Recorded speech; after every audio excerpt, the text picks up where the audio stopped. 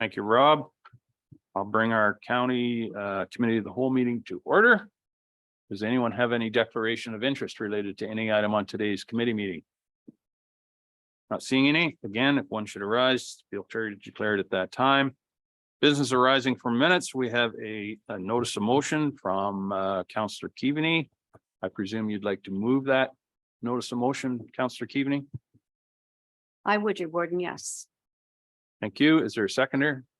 Councillor Kentner. So I'll give you the floor, Shirley, please. Thank you, Mr. Warden. And I will read the motion. Whereas the County of Gray recognizing access to attainable and affordable housing is important to the community and supports that work in the county's housing action plan, which includes additional actions centered on land use planning, policy, and community development approaches. And whereas the Blue Water District School Board declared the property located at 87 Aiken Street, PINs 37118-0051 and 37118-0062 in the municipality of Meaford, are commonly known as the Georgian Bay Community School Tract property, as surplus on October the 18th, 2022, and available for public sale as of June 6, 2023. And whereas the Council of the Municipality of Meaford passed the following resolution requesting that Gray County purchase the property for a housing and green space project at their September 18th, 2023 meeting. The Council of the Municipality of Meaford, number one, asked the County of Gray to purchase the former GBCS tract property for a future housing project and green space. Request that County Council direct county staff to prepare a summary of options for the development of a housing project on that property.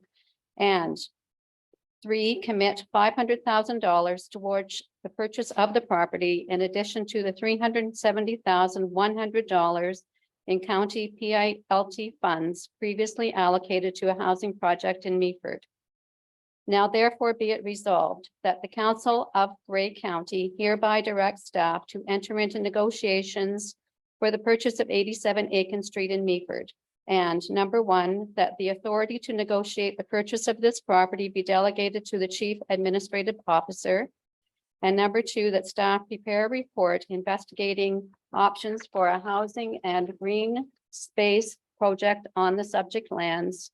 And number three, that funds be allocated from the remaining 2021 payment in lieu of taxes settlement, the PILT, as earmarked for affordable or attainable housing projects within the municipality of Meaford to support this initiative as part of the 2024 budget process. With your permission, Mr. Warden, may I also add some additional comments? Thank you. We are all aware of the need for additional affordable housing units in Gray County. Although our strategic priorities are not yet approved by this council, I think it's safe to assume that housing will be at or near the top of the list. We also know that collaboration, we are better working together, will be a common theme throughout that document. And this is exactly what I am requesting of you, my fellow Gray County councilors, that we take this opportunity to work together. This property is ideally located 2 blocks from our new super school, 2 blocks from our grocery store, and completely walkable to our new library and downtown core. This parcel is also directly across the road from our newly proposed Toronto Excellence College, the new trades training center that will be opening in our old high school. In the Gray County Affordable Housing Strategy, it is identified that small urban populations are the focus. Meaford, for one, is mentioned on page 5. Sustaining and creating affordable housing is the number one goal, is listed on page 9 of this strategy. Our Gray County Housing Action Plan also speaks on page 2 to Gray facing an affordable housing crisis. Policy targets aim for 30% of new housing to be affordable. The plan also speaks to a collaborative focus, quoting from page 3, orienting Gray County as a lead organization regarding a number of actions falling within its sphere of influence and control, relying on local municipalities, local nonprofits, community partners and agencies, and the development community to participate. This is exactly the opportunity we have before us today. As mentioned in the motion, the municipality of Meaford has unanimously supported pulling $500,000 from our reserves to put towards this purchase. As well, Meaford Council this past Monday agreed to discuss adding 1% to our budget to be put towards affordable housing during upcoming budget deliberations. So Meaford is clearly at the table with skin in this game. We have a unique opportunity here to undertake an affordable housing project in a great location, but it all hinges on purchasing this property. So I ask for your support to direct staff to go forward with the necessary negotiations and ensuing report. Thank you. Thank you, Councillor Keaveney. Discussion. Councillor Gregg. Thank you. And through you, Warden, I'm not going to comment on whether I think at this time, I think it's a great endeavor. However, I do question how we've arrived here with this notice of motion. This is a procedural question. The notice of motion as given last meeting was a notice of motion for the September 28th, 2023 meeting of the Committee of the Whole regarding a potential partnership between the County of Grey and the municipality of Meaford for an affordable housing and community green space project to be located in the former Georgian Bay Community School tract property. I'm accustomed to the notice of motion being given, being very, very similar to what then gets presented on the forthcoming agenda. And what's presented here then on the agenda is entirely different, same subject matter, but entirely different than the actual notice of motion given 2 weeks ago. Furthermore, you cannot assume, and giving us notice of motion on September 14th, something occurring 4 days later on September 18th. The fact that it did is great, but you can't make that assumption. And then furthermore, if I go to our procedural bylaw, resolution containing a financial commitment, item 23.3, any resolution through a notice of motion which will result in a financial commitment by the county in excess of $5,000 will require a staff report before consideration by the Committee of the Whole. So I think there's a lot within this notice of motion that is going beyond our present procedural bylaw. I think it would be better the body of this notice of motion be pulled from the floor at this time, be presented again as a notice of motion at the end of the meeting, because now it's more aligned with the timeline as it should be. And that we respect that there has to be a staff report before consideration by Committee of the Whole, because that's in our procedural bylaw. That's right out of the procedural bylaw. So those are my comments. I guess if there is some questions in there, I guess, as to the validity of the motion on the floor at this time. Thank you, Councillor Gregg. And I'm going to ask either our CAO or our clerk to comment on that technical stuff, please.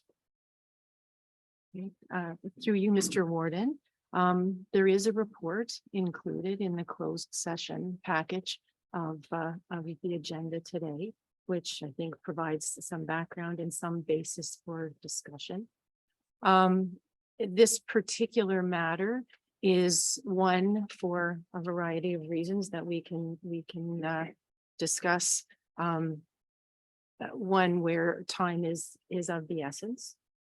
As you can see, the school board has made this property available for public sale as of June of this year.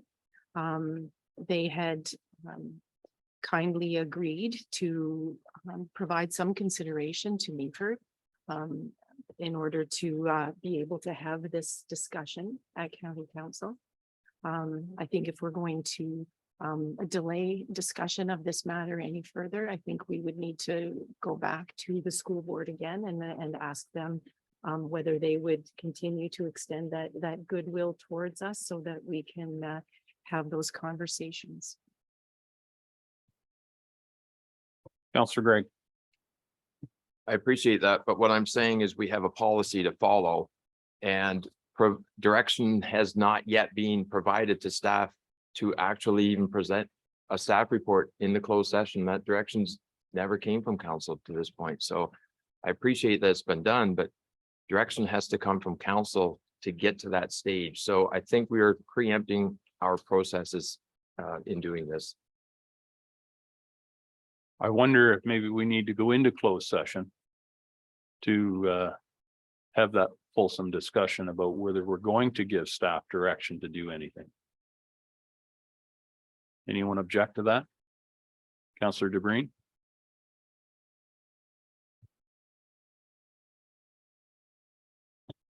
Through you, Warden Milne, that was going to be my suggestion, is if this notice of motion could be deferred to after closed session, whenever that might be.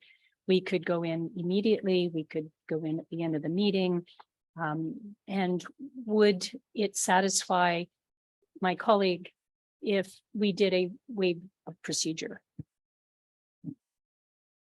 I'm going to look to the clerk. I'm not sure we need to waive procedure to go in closed session at this point, do we?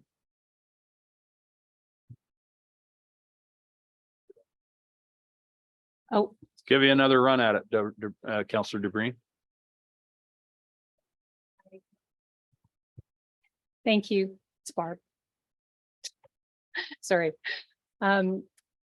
My point was whether a motion to waive procedure in this case would allow the notice of motion to be received and the staff report that is in closed session that is being referred to as being against procedure, because we haven't given staff direction to bring the report. So I'll go to our clerk to ask for direction there. Please. From staff's perspective, the Councillor Keaveney gave notice of an upcoming motion in the general content and subject matter. And then from staff's perspective, notice was appropriately given the final proposed wording on the council agenda. So further elaborating on what CEO Wingrove had spoke to about timing, we attempted to have the notice of our closed meeting for a potential land acquisition on the agenda in the event that council would like to receive further information on that, the content of that report alongside Councillor Keaveney's proposed motion. So we certainly could defer the pending motion to the end of the meeting, or there is an option to go into closed session now to speak further to the staff report that's there. And that notice for that has been appropriately given as well. Go ahead, Councillor DeBreen. Not to belabor. In the opinion of staff, they have the discretion to bring a staff report without direction on any matter. And given the nature of the notice of motion that was presented to staff and probably worked in collaboration with staff felt it prudent to bring a staff report. So I'm suggesting that we should go into closed session now to deal with it. Then we can, when we come out of closed session, then we can deal with the notice of motion. Okay, moved by Councillor DeBreen, we'll go into closed session, seconded by Councillor Keaveney. Any further discussion? Certainly.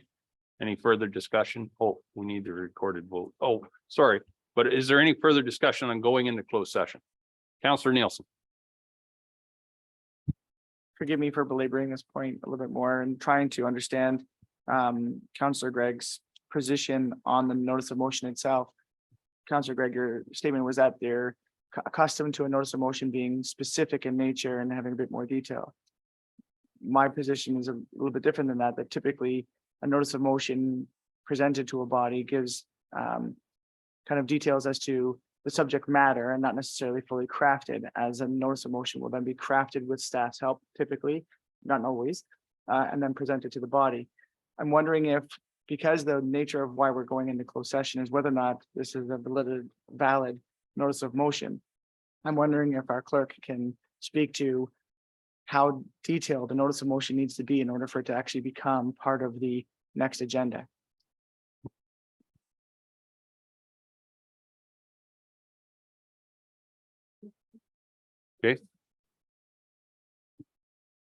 Thank you, Counselor Nielsen, through you, Mr. Warden. In this particular circumstance, between this meeting and the time that Counselor Keaveney suggested that she brought forward her notice of motion, the town of Meaford had a meeting. And they provided some direction, which is now reflected in the resolution that you see before you this morning. It's, to me, it seems most correct to offer information to council that is as complete and transparent as possible. We couldn't have, at the time that Councillor Keaveney brought forward her notice of motion, Meaford had not yet had that meeting, had not yet crafted and passed the resolution that's included here. It also doesn't make, and so she couldn't have talked about something that had not yet been confirmed by that council. It doesn't seem a transparent or fair to all of you to have a notice of motion which is incomplete or incorrect in any way. I want you to have the full picture when you're making your decisions, which is why this additional detail is included on this agenda, because now we have it to share with you. Okay, so we have a motion to go in closed session. It has been seconded. Councillor Carlton. Thank you. I think my comfort level would be more to not vote on that motion now until we've gone into closed session and gotten all of the information there. And then we can, if we have to waive our procedural bylaw, we can do that. But it just would put things in a sequence for me that would be more comfortable. Thank you. Thank you. Okay, we're going to vote on going into closed session. It has been requested to have a recorded vote on that vote.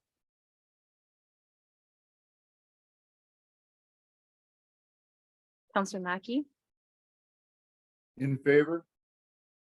Counselor Mackey is in favor. Counselor McKay is absent. Counselor Carlton. Counselor Carlton is in favor. Counselor Pringle. Counselor Pringle is in favor. Counselor Allwood. Counselor Allwood is in favor. Counselor Nielsen. Counselor Nielsen is in favor. Counselor Patterson. Counselor Patterson in favor. Counselor Dickert. Counselor Dickert in favor. Counselor Kentner. Counselor Kentner in favor. Counselor Keaveney. Counselor Keaveney in favor. Counselor Body. Counselor Body in favor. Counselor Gregg. Counselor Gregg opposed. Warden Milne. In favor. Warden Milne in favor. Counselor Dobreen. Counselor Dobreen in favor. Counselor Matrosovs. Counselor Matrosovs in favor. Counselor Bourdignon. In favor. Counselor Bourdignon in favor. Counselor Eccles.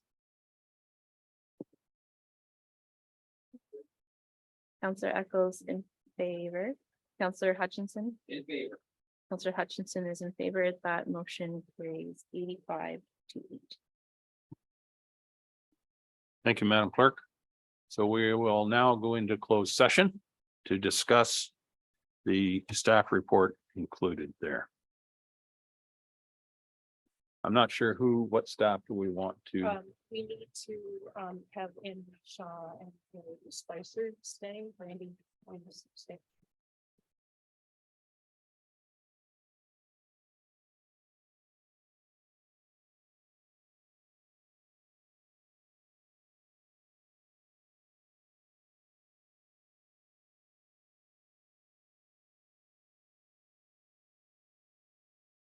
we'll call the meeting back to order.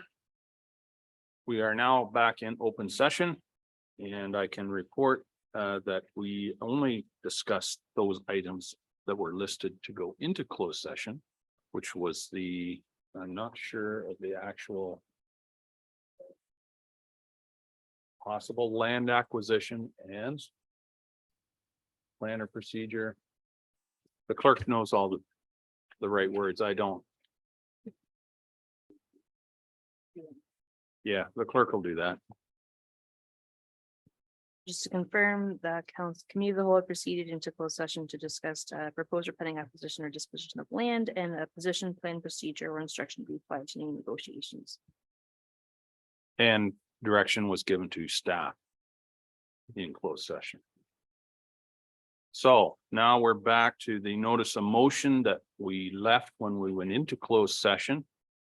And it has been suggested that perhaps we should defer the notice of motion pending the outcome of direction given to staff in closed session. So if someone would care to move that we defer the notice of motion. Shirley, thank you, Councillor Keaveney, seconded by Councillor Eccles. Any discussion? Councillor Nielsen. Thank you, Ward Milne. Can I just get an understanding as to why? So the direction in close is giving staff direction. This is a open session notice of motion. In my eyes, gives open session kind of clarity to the public and transparency of whether or not the county's moving forward with the concept. So I'm just, if we can get clarity as to why the recommendation is to defer. Okay, I'll ask the clerk to expand on that. Just to your question, Councillor Nielsen, as Warden Milne noted, the direction was given to staff in closed session, so council you could consider this motion and dispose of it at this time and vote on it, but it could end up being procedurally cleaner to defer it until the direction that was provided in closed session is brought back to council and then tie both of those pieces up at the same time. So we're not changing anything. We've given staff direction as in closed session. Okay. All right, I'll call the vote. Oh, Councillor Gregg. If I could have the clerk's department then just confirm that how that procedure would comply with our existing procedural bylaw, which is demonstrating the county in excess of $5,000 will require a staff report before consideration by committee of the whole. And I'd ask for a recorded vote, please. Madam Clerk.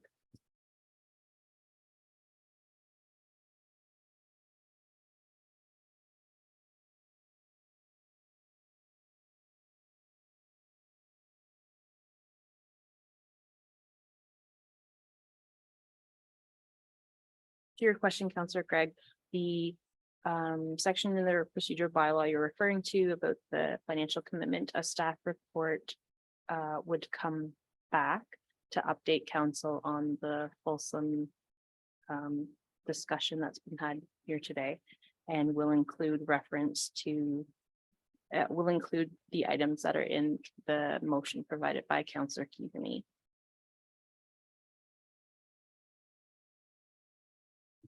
Okay. Recorded vote. We're ready for the vote. I'll ask the clerk to take the recorded vote.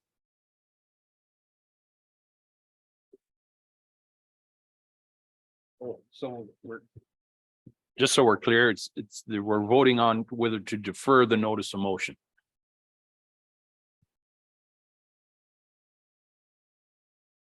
Councillor Mackey. In favor? Councillor Mackey is in favor. Councillor McKay is absent. Councillor Carlton. Councillor Carlton is in favor. Councillor Pringle. Councillor Pringle is in favor.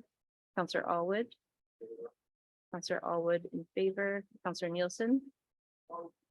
Councillor Nielsen is opposed. Councillor Patterson. Councillor Patterson is in favor. Councillor Dickert. Councillor Dickert is in favor. Councillor Kentner. Councillor Kentner in favor. Councillor Keaveney. Councillor Keaveney is in favor. Councillor Body. Councillor Body in favor. Councillor Gregg. Councillor Gregg opposed. Warden Milne. In favor. Warden Milne in favor. Councillor Dobreen. Councillor Dobreen in favor. Councillor Matrosovs. Councillor Matrosovs in favor. Councillor Bordignon. In favor. Counselor Bording in favor, Counselor Eccles. Counselor Eccles is in favor, Counselor Hutchinson. In favor. Counselor Hutchinson is in favor. That motion carries 80-13. Thank you, Madam Clerk. Well, here we are almost 2 hours into the meeting and we've got one item done. We're doing pretty well. I'm glad we don't have 3 or 4 of these every meeting. So we have no delegations. We have the next is the consent agenda. Are there any requests to remove any of those for separate discussion? Seeing none, if someone would care to move acceptance of the consent items, Counselor Nielsen, seconded by Counselor Pringle. Any discussion? Counselor Eccles.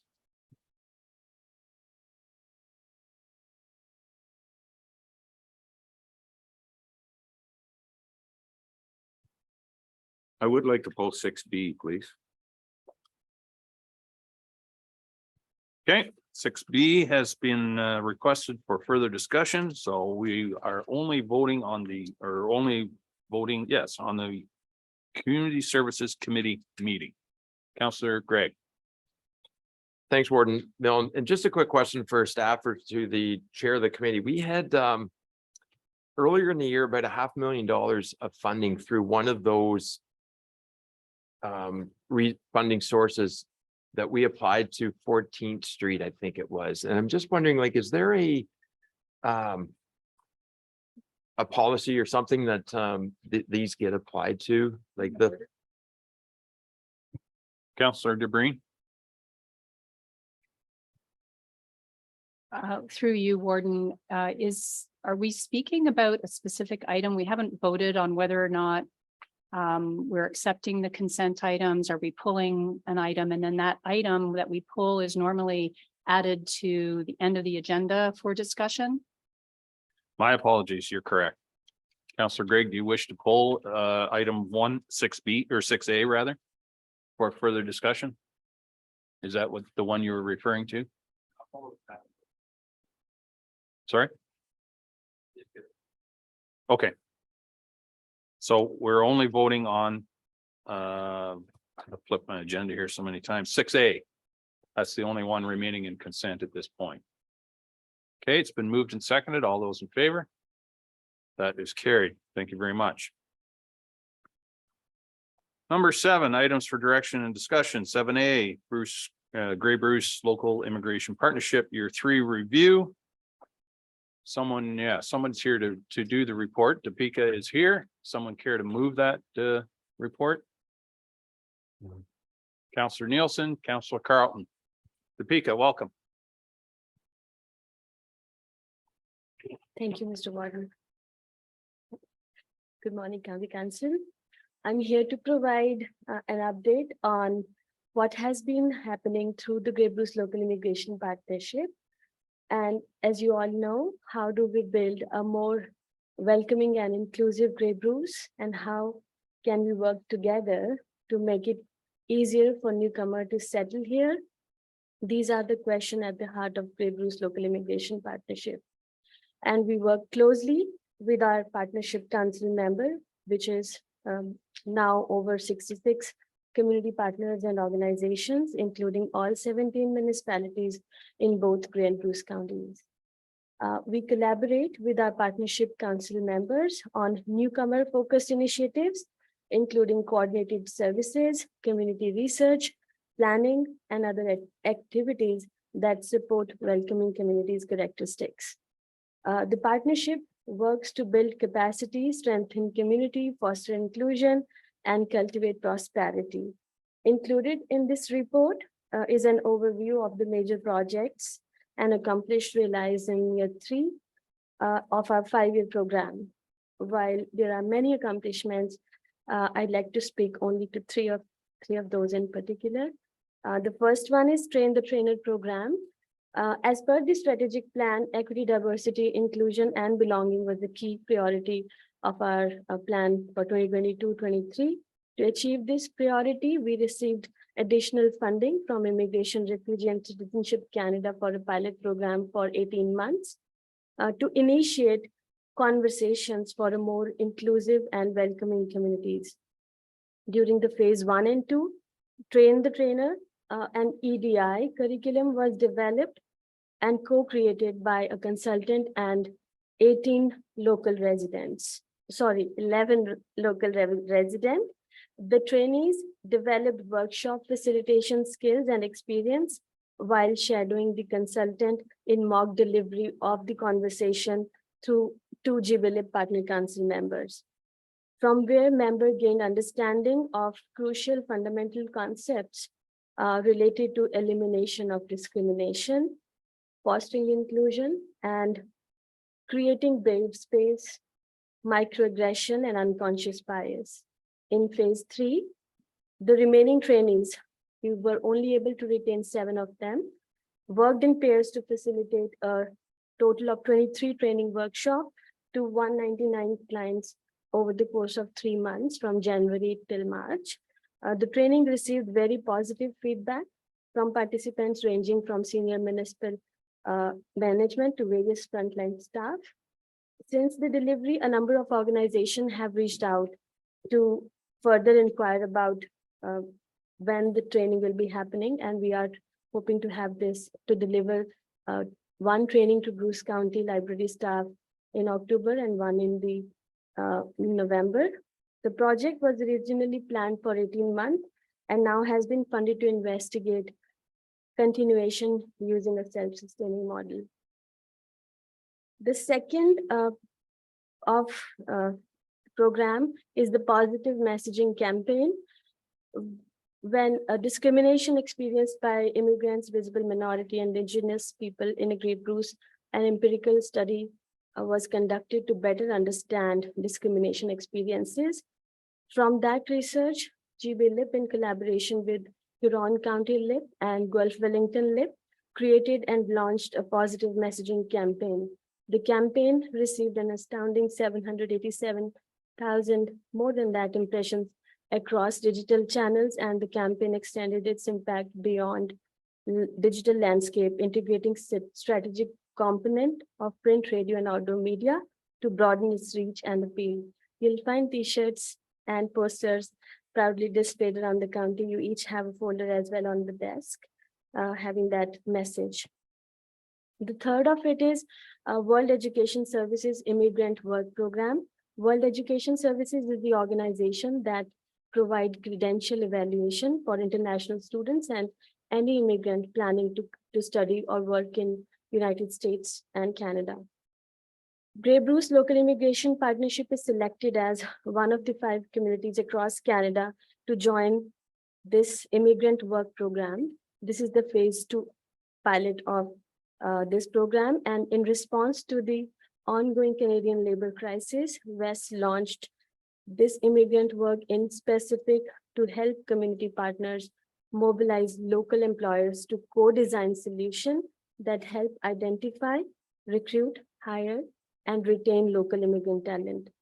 We will be leveraging the expertise from the WES team to create and implement strategies to partner so that we can have immigrant talent resources best suited to our region. There are in total 23 foundational partners for the foundational group who are acting as a think tank for that. And they have developed a lean canvas in June, and now we are currently working on its implementation. We are very proud of the work we have been able to achieve across the region with the support of our partners, and we are honored to have been invited to speak at the upcoming national conference in Montreal, where we have been selected out of 280 workshop proposals, and our proposal is on rural LIPs, building capacity from within. This conference is mandatory as part of our contribution agreement and is fully funded by IRCC.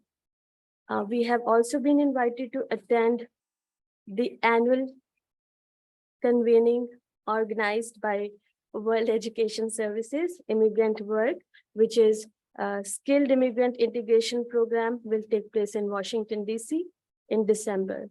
The conference opportunity is also fully funded, and it is to gather, discuss, and engage with practitioners, researchers, policymakers on best practices that boost the economic integration of immigrant talent. all from Canada. There are in total 8 communities who have been invited, and from states there will be 40 stakeholders and local community partners for this skilled immigration integration program. We are seeking your approval to attend both of out of provinces conferences. And that's it, and I'm happy to take more questions. Yeah. Thank you, Deepika. That's exciting to know that we've been asked to come and share our knowledge, your knowledge, with many others in the immigrant community. Absolutely. Any questions for Deepika? Seeing none, I'll call the question. All those in favor? That is carried. Thank you very much. The next one is an update on reconciliation and relationship building with First Nations, and our CEO is going to take that one. Someone care to move that report, please? Councillor Eccles and Councillor DeBreen.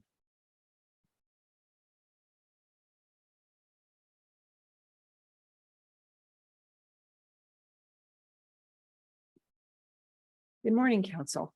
And I am so pleased to be in front of you this morning to present the highlights of the report Reconciliation and Relationship Building with First Nations. Well, that was a bad thing to do, apparently.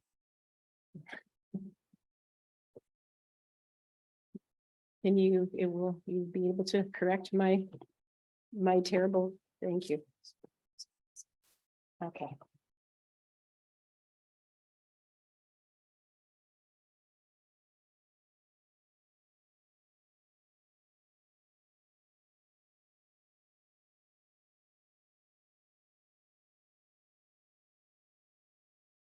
Okay, I turned it off and back on again.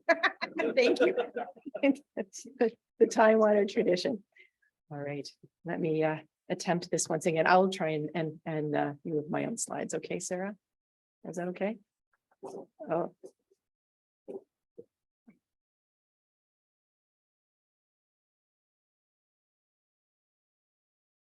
Okay. Next slide, please. Thank you. So as council's aware, Grey County recognizes September 30th each year as the National Day of Truth and Reconciliation, and acknowledges the 94 calls for action that were released by the Truth and Reconciliation Committee in 2015. We have a responsibility to demonstrate our commitment to advancing reconciliation in tangible ways. The county's undertaken many initiatives to build positive relations and understand what actions would be most beneficial. Of course, there's much more that we can do. I want to acknowledge first and foremost that today's report is by no means a comprehensive summary of the work that has been done. It's not an exhaustive look at all the different Indigenous communities, the organizations that serve them, or ways that the county can fulfill its reconciliation commitment. Later on in the report, I'll talk a little bit about the Giwi Standing Strong document that's attached to this report.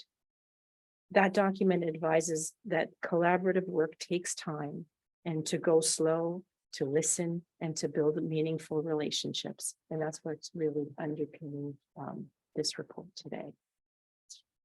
Next slide. I'm going to start off a little bit by talking about Mawikwadong. While there are many organizations representing Indigenous people and providing cultural appropriate programming and support for them, one which the county has worked closely with is Mawikwadong. Mawikwadong is an Indigenous Friendship Center and part of the Ontario Federation of Indigenous Friendship Centers. Mawik is located here in Owen Sound. Indigenous Friendship Centers support the local Indigenous population with programs and services, and the county has collaborated with Mawikwadong on the development of the current facility that they occupy, on education, on training, on childcare programming, and so many other things. In 2020, the Association of Municipalities of Ontario and the Ontario Federation of Indigenous Friendship Centers signed a declaration of mutual commitment and friendship at the AMO conference in August. Next slide. In 2021, so the following year, council directed county staff to develop a similar agreement with Mawickwidong locally. Unfortunately, this direction was provided to us just at the point that we entered into the pandemic in April of 2021. And I'm sorry to say that that agreement was not undertaken at that time. So today, what we are asking County Council to do is to consider formally recognizing and supporting the key tenets of the Declaration of Mutual Commitment and Friendship. By doing so, Grey County would acknowledge that Indigenous peoples reside and build community and resilience in municipalities across Ontario.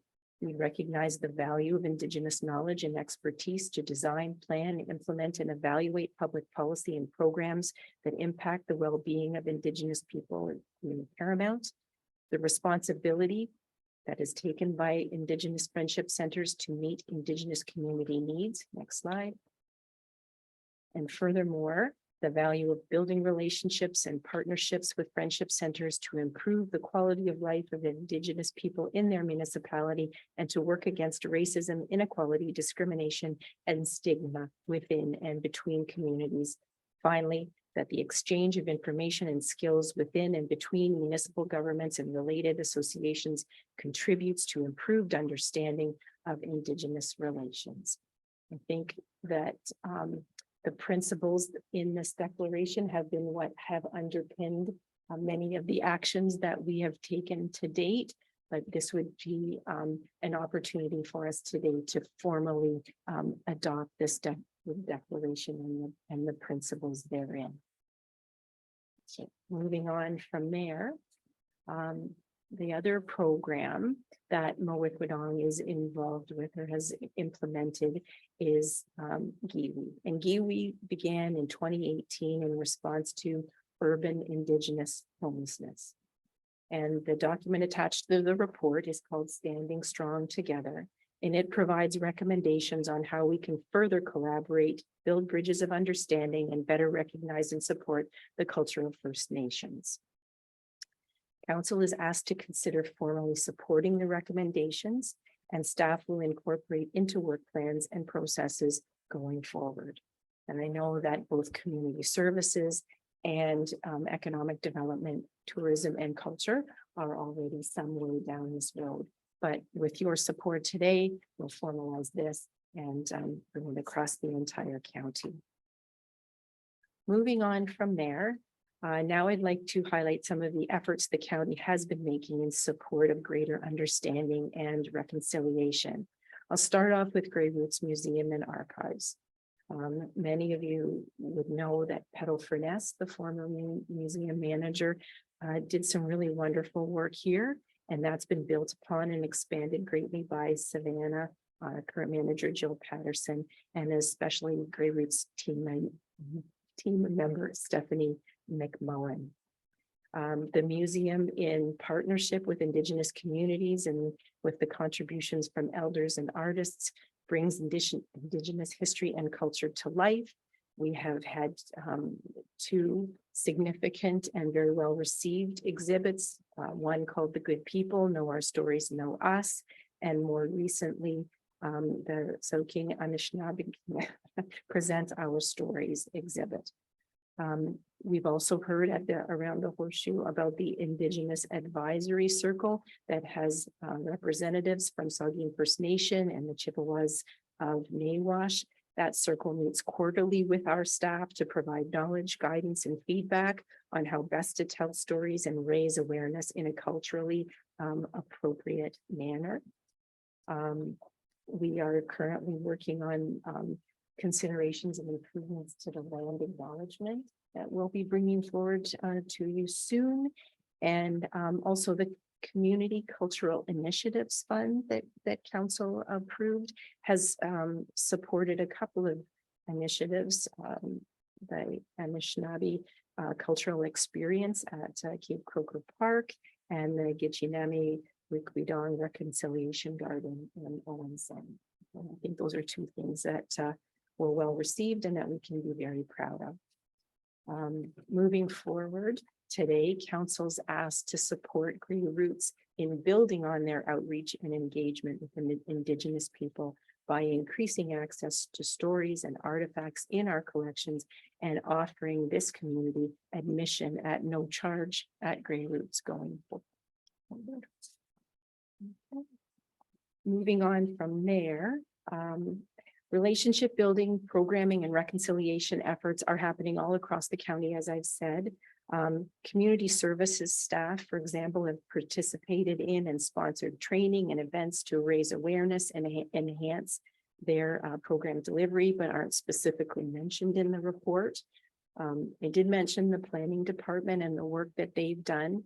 Certainly, the creation of the county's official plan, Recolor Gray, involved significant consultation and recognition of Indigenous communities. We do circulate all of our planning applications and report back on the information that we receive through that. And at this time, the planning department is working in consultation with the Saugeen Ojibwe Nation and others in the development of an archaeological master plan. And I know that Scott would be more than happy to give you some information about that if you're interested. But I think this is an important work, both for ourselves, but to the development of the for the benefit of the development community and First Nations to understand where there are areas of archaeological significance. Moving on from there, our climate change action plan is another document that the county's developed more recently that really does reflect a significant consideration of Indigenous people's knowledge, knowing that that is central to it, both a thorough understanding of climate change, both its impact and the potential mitigation strategies that we might undertake. Climate Change Action Plan commits the county to meaningful collaboration with SON and other Indigenous communities as we move forward. And it's the climate change group, and through the resources that you've provided to it, has then been able to provide support for knowledge sharing and learning events. And there are a number of future projects that are under development with respect to things like tree planting, which is a very important part or goal of our climate change action plan, shoreline protection, water quality, etc. So moving on from there, some potential future initiatives, as I've mentioned, the collaboration with the SON Environment Office on environment and climate change related initiatives, some consultation with SON regarding their goals for the Mountain Lake property that we transferred to them recently. The development of an Indigenous Affairs Advisor or Liaison position. I see this as something that would be somewhat further out in the future and would require really a fulsome discussion around this table. It's something that a number of other municipalities in the province have implemented and have found some real benefit to having done, but it's something that we want to explore carefully in the Grey County context, but we do put that out there. And finally, another idea was around whether or not should we decide to proceed with a Grey Bruce paramedic program intake in Owen Sound, whether the allocation of space for an Indigenous student or students in that future program would be well advised. There's so much here that we can do, and I've only touched on a little tiny portion of the work and the collaboration that's happening. But I'm happy to answer any questions about the recommendation that's before you this morning. Thanks. Thank you, Kim. And just to add real briefly to your report, many times the former chief of Six Nations said to me that the key to all of this is to be a friend before you need a friend. And all of this work, all of the work that all of us are doing, I think builds on that key statement. So are there any questions regarding the report? Not seeing any, I'll call the question. All those in favor? That is carried. Thank you, Kim. Moving on to report 7C. It's regarding EV charging infrastructure and clean fuels. Rebecca is here to give the report. Can someone please move to receive the report? Councillor Pringle, Councillor Mattressauce. Rebecca, welcome.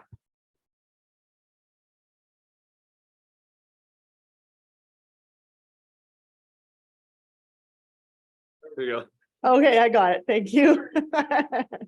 Perfect. I'm delighted to be here today to present the EV charging infrastructure and clean fuels report.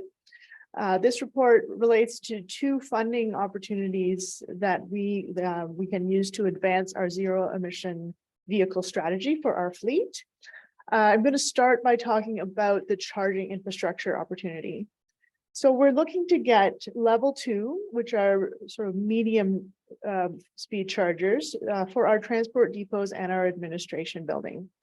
Now, these chargers would be for light duty fleet vehicles such as pickup trucks and FUVs. These are vehicles that would be parked to charge overnight. We're not currently looking at these chargers to work for heavy duty vehicles such as ambulances or snowplows that have a 24-hour service and travel long distance. So this is just for light vehicles to begin with. And we're looking to put them in the transport depots as well as some at the administration building as a pilot for public charging. So there will be some at the administration building that will be available for the public or for staff to see how that works for us. And then we could potentially put in more public charging at Brewery Roots and Sydenham campus if that's something that's working well and we want to continue doing. So this project would support the corporate action 8, which is zero emission vehicle fleet adoption, which is outlined in Going Green and Gray. 24% of municipal energy spending and 38% of the GHG emissions are from fleet and equipment. And because of the long lifespan of some of these vehicles, 7 to 12 years, it's really recommended that the county begin this transition to zero emission vehicles as soon as possible. We have a net zero target to reach by 2045, as well as some intermediate targets, say 40% by 2030. So that would be within the lifespan of vehicles that we're currently looking at purchasing. Now, Transport Services is investigating what light duty electric vehicles are currently available. It's a very dynamic market at the moment. So pricing, performance, battery life, different manufacturers, it's a very changing environment. So we're hoping to nail down some facts, bring up some case studies, and really have a good recommendation to make by 2025 as to what EVs exactly we need to buy. So some of the things we're considering are seasonal battery life, stationary battery life, maintenance costs, charging costs, maintenance, emissions reductions, seasonal mileage if things change during the winter or summer, and really to get to the core of what's the best use of electric vehicles for Grey County. We're also reviewing some options for those heavy duty vehicles, including hydrogen fueled vehicles, but that research is a little less progressed at this time. And we're hoping that the timing will work out well in that if we get the charging infrastructure approved and put in now, then when we're ready to buy a vehicle, we have the chargers ready to go. So we have the charging and the vehicles at the same time. So we received, just getting back to the charging infrastructure. So we received a really great report in February of this year from AECOM about our long-term charging needs for a full electrification of our fleet. And they outlined the need for both level 2 and level 3 chargers in our transport depots. Now, we also found out that to install those level 3 chargers would require upgrades to the electrical grid. So at this point, would be quite an investment. So we're looking right now to do the level 2 chargers that are compatible with that direction. So there was an alternative suggestion where we could stay with only level 2s and not do the level 3s as a long-term strategy. or do a mixture of both. So the chargers that I'm proposing today are they fit into both of those strategies. So it's long term, we will want level 2 chargers in these locations. So what we're looking at is 2 chargers in the Ayton Depot, 6 chargers in the Chatsworth Depot, 6 chargers in the Clarksburg Depot, and 6 chargers at the administration building, 2 of which would be for fleet and 4 of which would be for public or staff. And that brings us up to the total of 20, which is the minimum required for an application to the ZVIP program from NRCan. And this program will fund up to 50% of project costs, up to $5,000 per level 2 charger. So they will fund a maximum of $100,000 towards this project. And eligible costs include things like staff time, professional fees, capital equipment, installation. So it's a really all-in project. They don't just buy you the chargers, it's the whole process of getting them installed and working.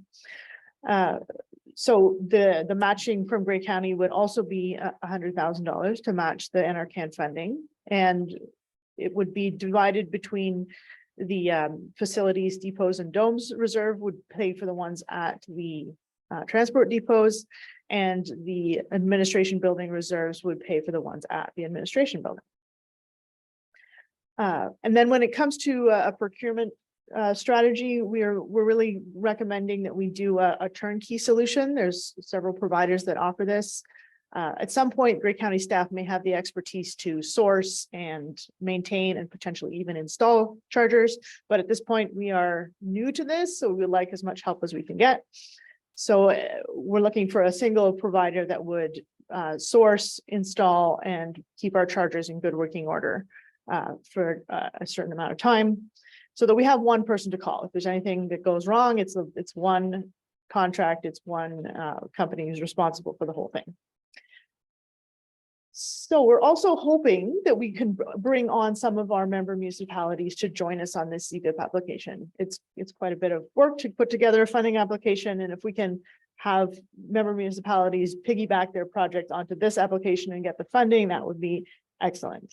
So we're looking for projects that are ready to go that we can sort of just slot into our application. So we would need approval by their councils for any of the funding that's not covered by ZVIP. We'd need a technical assessment of the site to make sure it's actually feasible to put the charger that they want to put in the place they want to put it. And willingness to be included in that procurement policy so that we're doing one procurement for the whole project. We're not doing different working with different companies for different projects.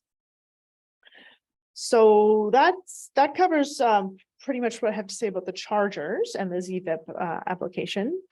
The other project that I'm looking to advance is a education and awareness funding from NRCan, which is available to fund projects that really educate Canadians in all kinds of ways about zero emission vehicles. So I'm looking to build on some momentum that's currently happening locally about clean hydrogen. I'm hoping to create an event modeled on something that was hosted by the city of Greater Sudbury, which is called Mines to Mobility, which brought together the mining industry as well as automotive suppliers to really figure out the supply chain between mining critical minerals and putting them into EV batteries.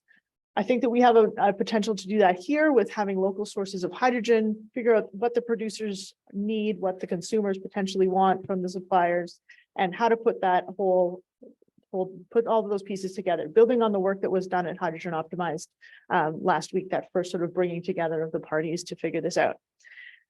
We have a really unique opportunity here. I recently found out one of the biggest barriers to adopting hydrogen is the lack of local production, which we don't have that problem. So we potentially have the opportunity to really be leaders in this space and innovators and really find out, first of all, use this conference as an opportunity to discover what is possible and what we can do and what others are doing, and then potentially be a leader in this space in our own operations.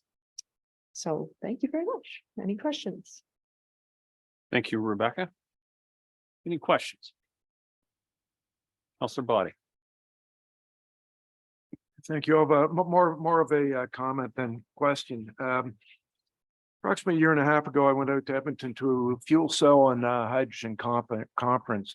And at that, they're saying that most of the long haul vehicles and big power vehicles, snowplows, those types of things will be on hydrogen going forward.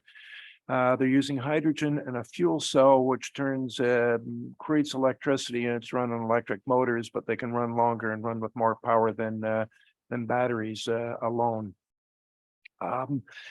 In the process right now are equipment that's being developed and being tested and coming quickly in the Edmonton area. That is an injection system that you can put onto your current diesel vehicles that can lower the greenhouse gas output by injecting hydrogen into up to, I think, 20% if I remember correctly. It's about $65,000. The federal government pays for about half of it. So potentially you could be running your ongoing diesel equipment that we have now partially on hydrogen and reducing the greenhouse gas output. Paul McGrath of the City of Owen Sound's written a report. We'll be sending it to all of the municipalities so that all of your engineering departments know what we're researching. Hydrogen optimized is spilling hydrogen back into the atmosphere right now, which of course it combines with oxygen and becomes water again. So it's not a gas. It's a safe thing, but they can be capturing it as they develop their equipment there. And we'd have the ability to use it. They're looking at applying for an ability to capture it, to tank it, to move it around the Grey Bruce region. So we can take advantage of it. And their plan is to make that hydrogen as cheap as diesel. You actually get cleaner diesel running equipment because it's cleaner than diesel as far as clogging up the engine goes. You can get more power, longer power on hydrogen than you can on diesel. So there's really neat stuff happening. It's happening quickly. Certainly with, things like Teslas, the batteries are ahead in the market and in the public knowledge, but hydrogen's pretty important. It's important in Europe. You sent me something on Daimler Benz doing trucking across Germany, I think, or someplace in Europe that's on hydrogen already. So that's coming really quickly. We're going to have an opportunity in Grey Bruce to have a leg up over anyone else almost in the world with hydrogen optimized here using that and us being able to take advantage of it. So that's my comment. It's coming and we need to be ready. Thank you, Ian. Yeah, it was pretty exciting last week at just up the street here at the Optimizer event. As some of you may know, I've been after Enbridge for a while now to get more gas into our eco park in Southgate. I said to these guys, well, forget that. Let's run a pipe south to Southgate and we can burn hydrogen. But anyway, that's a piece in the distance. So to bring it all back to Rebecca's report, Councillor Gregg. Thanks, and through you, Warden Milne. Quick question just on the meter stations. Well, I've already preempted my question by saying meter. The recharging stations. In Owen Sound, we placed one at City Hall. It's been a great success. We've got a fleet so far of 3 vehicles using it, but we had concerns from taxpayers about the general public using it and it being free for them. And we were blessed with someone advertising and covering the cost of that for us. Are there meters on these stations? Is that contemplated? And certainly it's something I believe we should be doing so that I think it's fair. What's the real cost is the cost of travel and consumption itself. And electricity is not going to get cheaper. It's going to get a lot more expensive as there's more and more demand on it. So I'm just wondering what's the consideration on metering and payment stations as part of this? Because I think we should have it. Oh, got the mic this time. Yeah, for sure. So I believe that all chargers come with the ability to be metered, and we would certainly put that in as part of the RFP, that we would need a charger that was able to be metered. Exactly how much we're charging and who we're charging it to and how that all works is going to be something that we would figure out as part of that public charging pilot. It certainly, it was, the wisdom is that it should not be free necessarily. But we would figure out, is it, how do we make sure that we've got our staff able to, like, is it staff charging? Is it fleet charging? Is it general public charging? Are there different rates for that? How do we make sure that people have the right, key card to, if you're staff, maybe you swipe your key card, or if you're charging a fleet vehicle? It's a few logistical pieces to figure out, but certainly the ability to charge the public for use of the public chargers, we'll definitely have the ability. It's just, we would probably come back with a further report recommending exactly how that logistics and details of how that would work.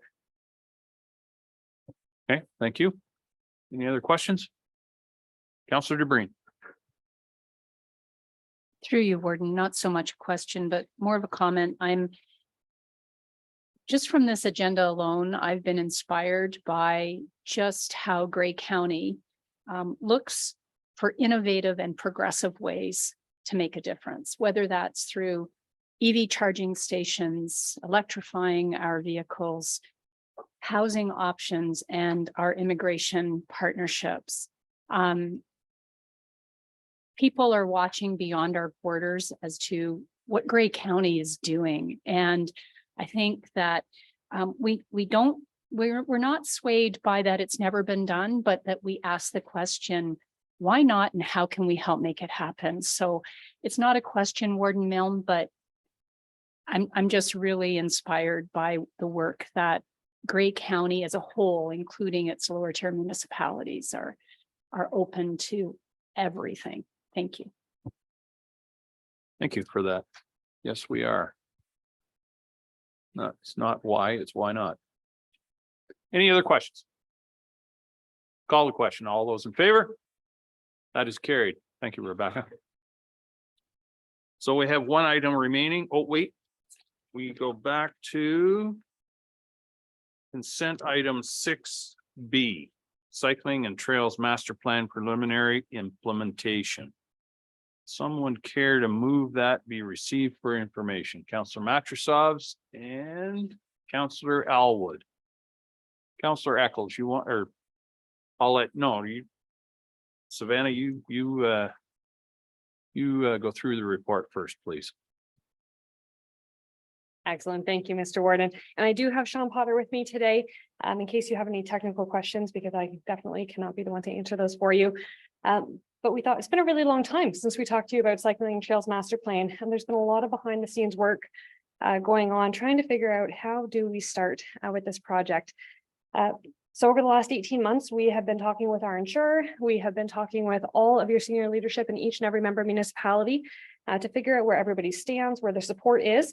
And I can tell you it is varied. We have some very eager municipalities. We have some others that need some time to think about it. And we have others that just don't want to engage at this time. And that's okay. We were just looking for an answer to figure out how do we start this project. Through the conversations that we had with our insurers, we did learn that the signage that we're proposing, which is included in the report, the route signage and the share the road, should really be looked at as educational.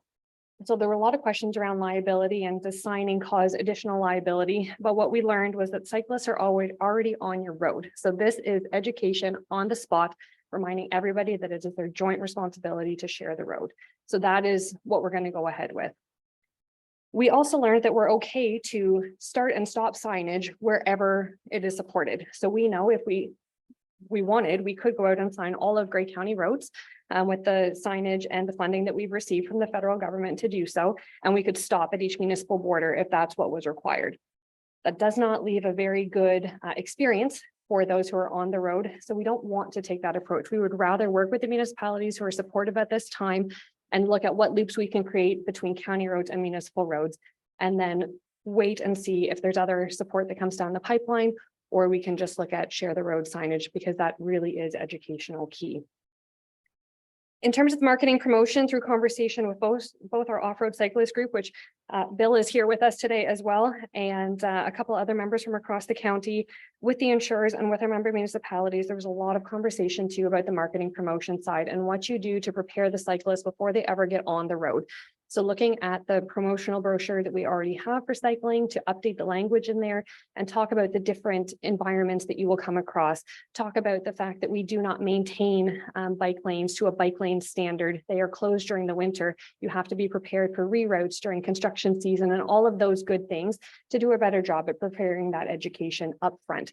So that is something we're going to commit to in 2024. We did not redo the cycling brochure this year because we didn't have that agreement across the municipalities, and we wanted to make sure that we had a good foot to stand on before we went forward.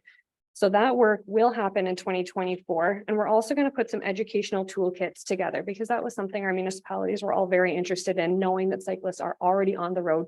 What can we do to collectively message and co-brand any cycling information and education? The other part that's not included in the Cycling and Trails Master Plan, but we field a lot of questions about trail cycling and trail access because not everybody is comfortable being on a road as a cyclist.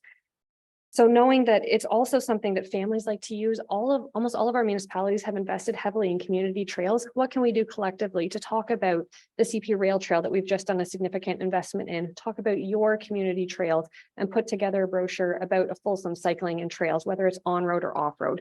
So that is something that we'd like to include in 2024 work plan and our budget, which we would bring back for further consideration at budget time. But we did have a lot of support municipally for that because together, we have a much stronger voice to be able to talk about the trails that we have and promote that active transportation. So all this report to say is that we'd like to take a phased approach. We'd like to be able to start something because we haven't done anything at this point, and it's been 3 years. So we would like to be able to at least start where we are supported.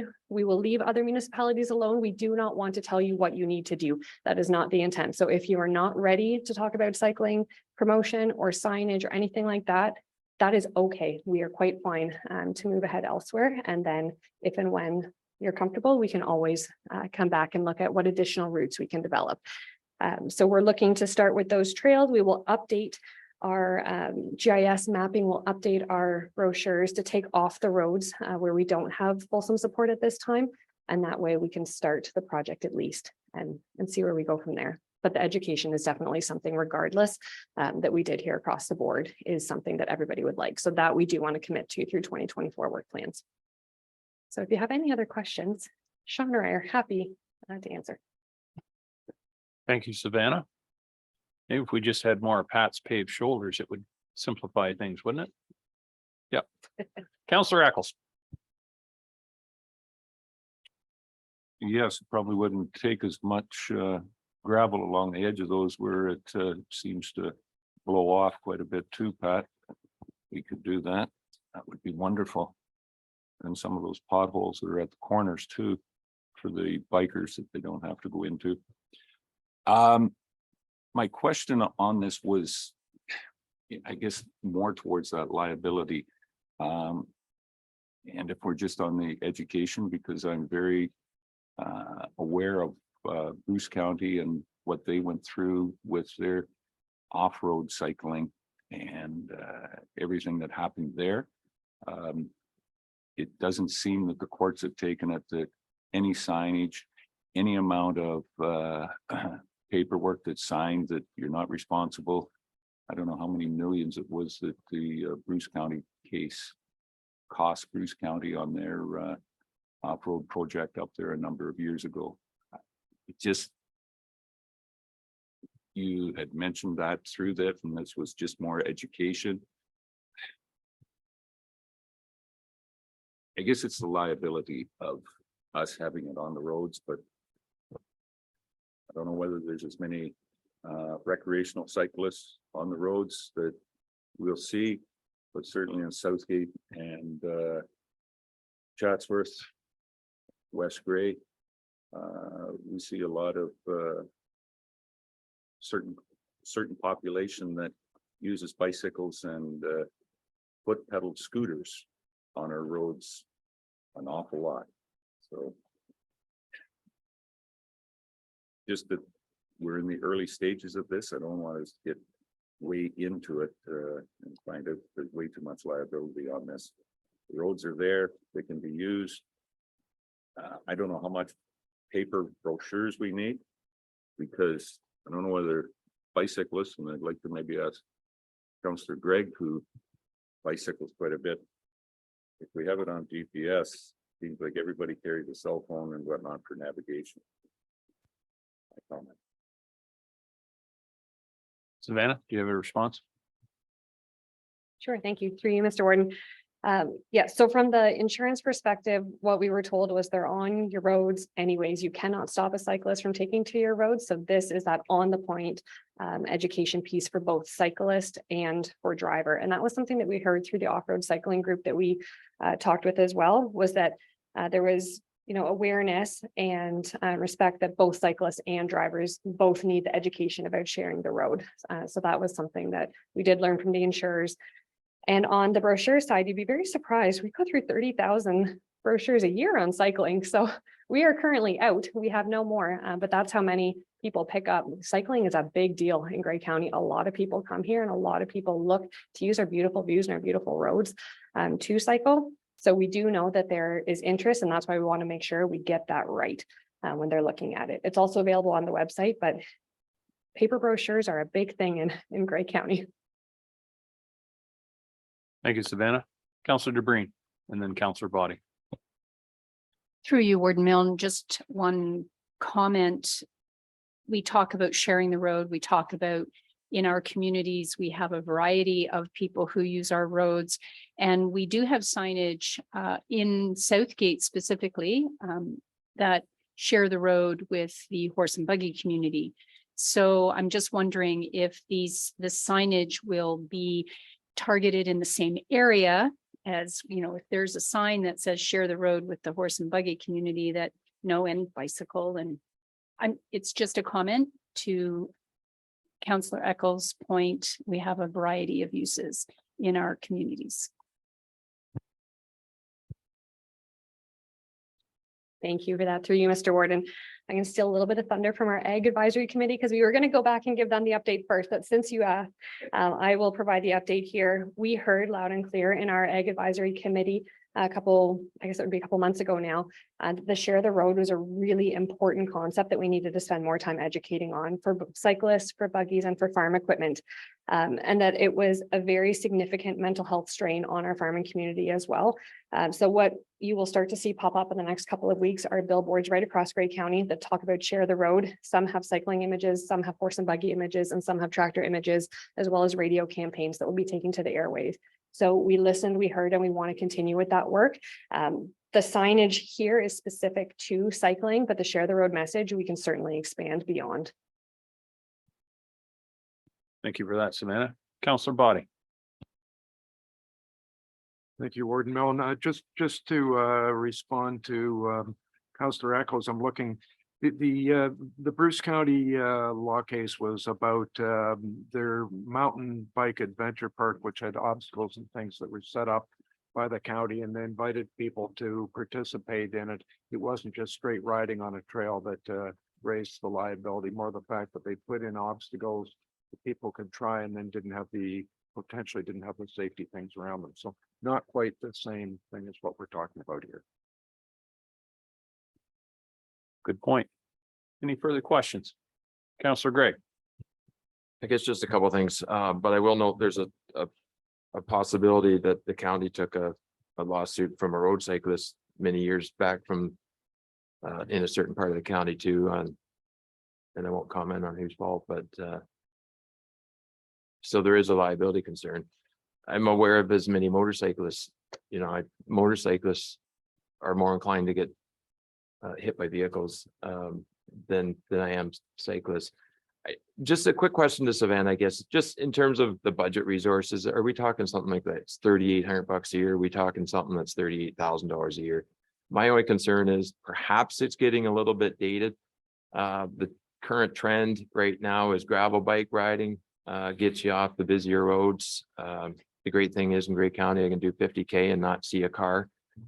The rail trail is not in great condition right now from Chatsworth to Berkeley. It's good for ATVs, but it's not as good, and it gets torn up, so it's less enjoyable for cyclists. So I guess a lot of cyclists, they're enjoying the gravel. technology's there that's everyone's using it. I can upload the route I want to ride in my watch. That's pretty prevalent for people that are traveling and knowing they're keeping track of it on GPS. So do you consider perhaps looking for sponsorship when you're doing the paper brochures? And if there's one growth industry, it's e-bikes. So I guess if there's somewhere where we should be turning ourselves, if we're going to put an economic development angle on it, perhaps we look to excel in the e-bike world, because that's with our aging community, that's what everybody's gravitating to. So I guess those are my comments. The one question there is, what's the budget allocation we use? Thank you. And through you, Mr. Warden, are you talking about the printing piece specifically, like the design and the printing, or the signage themselves? The signage is federally funded, so that's a one-time cost that covers all of the expenses for our county roads as well as the municipal roads. So technically, we could pay for all of the signage, but we're only going to buy the signage with the municipalities who are willing. And then we'll, if decisions are made down the road and other municipalities are on board, then we'll still be able to buy those signs until the funding runs out or the allocations run out as of December 31st. And then on the brochures, the development and the printing, it's a $20,000 budget annually that goes towards waterfalls, cycling, our regional map. So it's a shared. We've never looked at sponsorship as far as I can tell in the past. We typically don't go out for sponsorship because it's like asking taxpayers to pay again. So we've typically included that within the budget, and the budget that we have is in here right now, and we'll be asking to move it forward to next year. So we're not re-budgeting for that piece that's in there. So the part I'm referring to is all project expenses related to signage and updates, the cycling brochure were included in the approved 2023 budget. What's that approximate sentence referring to?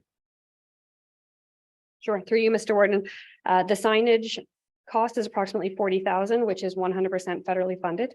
That was included in the capital budget. And then the brochures printing cost and design cost is $20,000 annually in the budget, but covers more than just the cycling brochure itself. Okay. Any other questions? I'll call the question. All those in favor? That is carried. Thank you very much.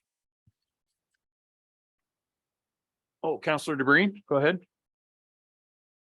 I know that we have one more item, I believe, to go into closed session, but I'm just going to excuse myself for a moment. Okay, thank you. So we do have one closed meeting item left. So I need a motion or a mover to do that regarding litigation or potential litigation, including matters before administrative tribunals and advice that is subject to solicitor-client privilege. More specifically, Thornbury Acres plan of condominium. Someone care to move that, please? Go into closed session. Councillor Eccles, Councillor Keaveney. All in favor? That is carried. Thank you, Rob. So we're now back in open session, and I can report that we only discussed in closed session that matter which we listed to go into camera. Any other business before the meeting? Seeing none, any notice of motion? One motion remaining to adjourn. Councillor Carlton, Councillor Eccles. All those in favor? That is carried. Stand adjourned. Lunch is here. Enjoy it.